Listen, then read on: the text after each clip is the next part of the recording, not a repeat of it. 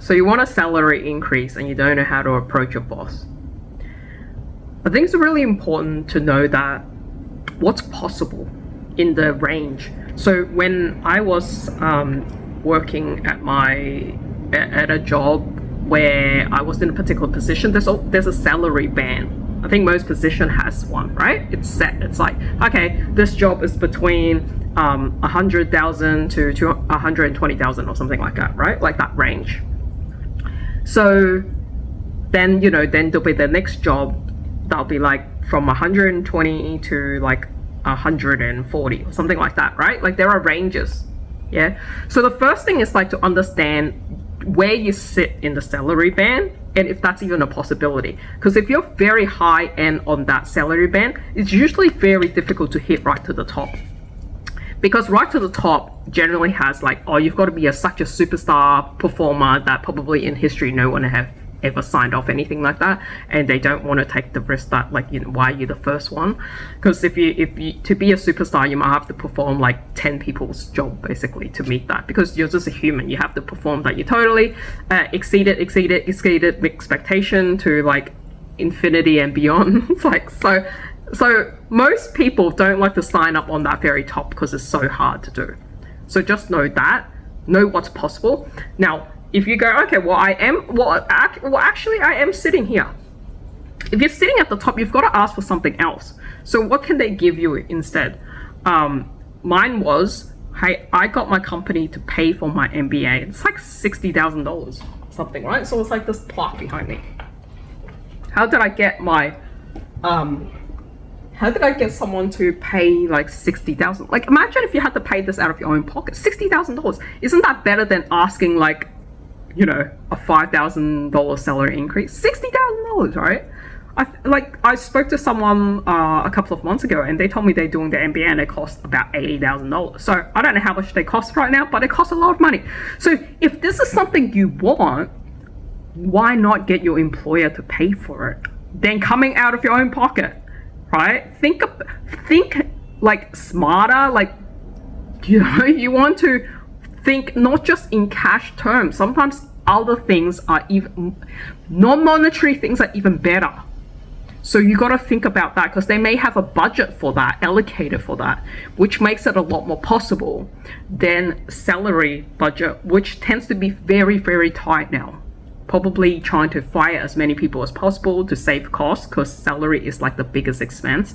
So in the company that I worked in finance, or a lot of it, it's always about cost cutting, cost efficiency. How can we streamline it? Nicer term, streamline. Not firing people, we're just streamlining the process, right? So there is a lot of these things like finance transformation. Yeah, the transformation is how can we cut like half the staff away or something, right? So there's always going to be like nicer words for these things to hide the actual intention. And everyone knows what it's about, cost cutting.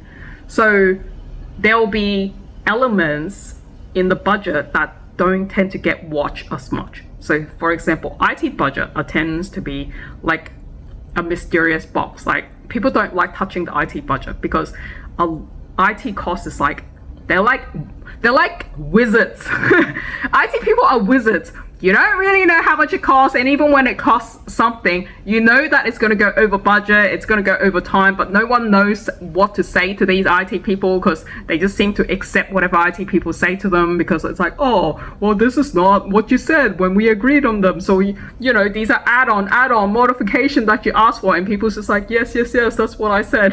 Right? So IT budgets tend to be mysterious wizards, and no one likes to touch those. So it's pretty safe if like money was coming out of that.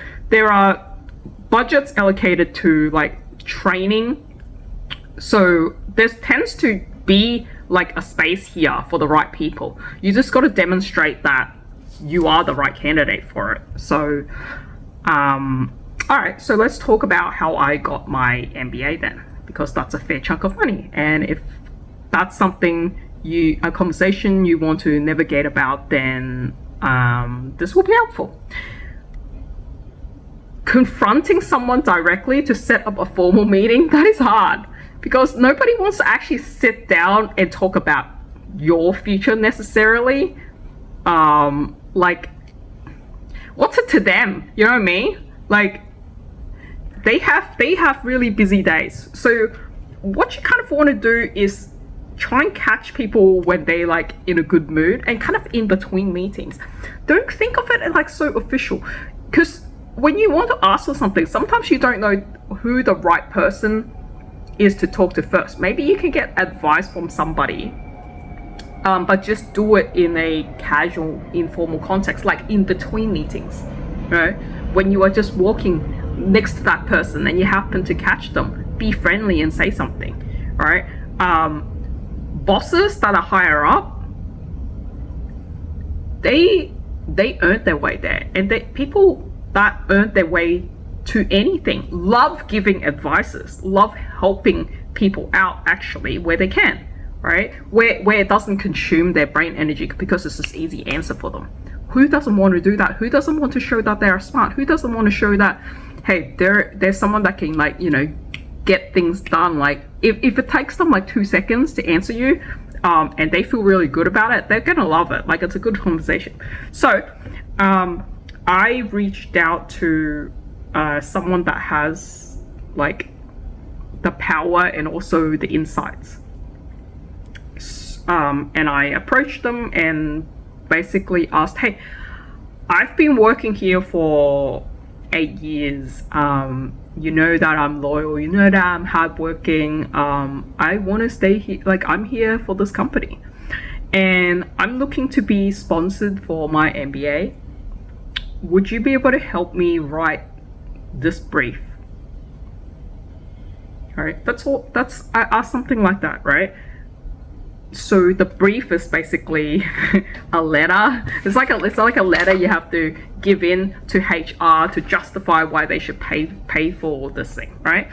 That's the brief. You've got to give a good case of why you're doing it. And when I approach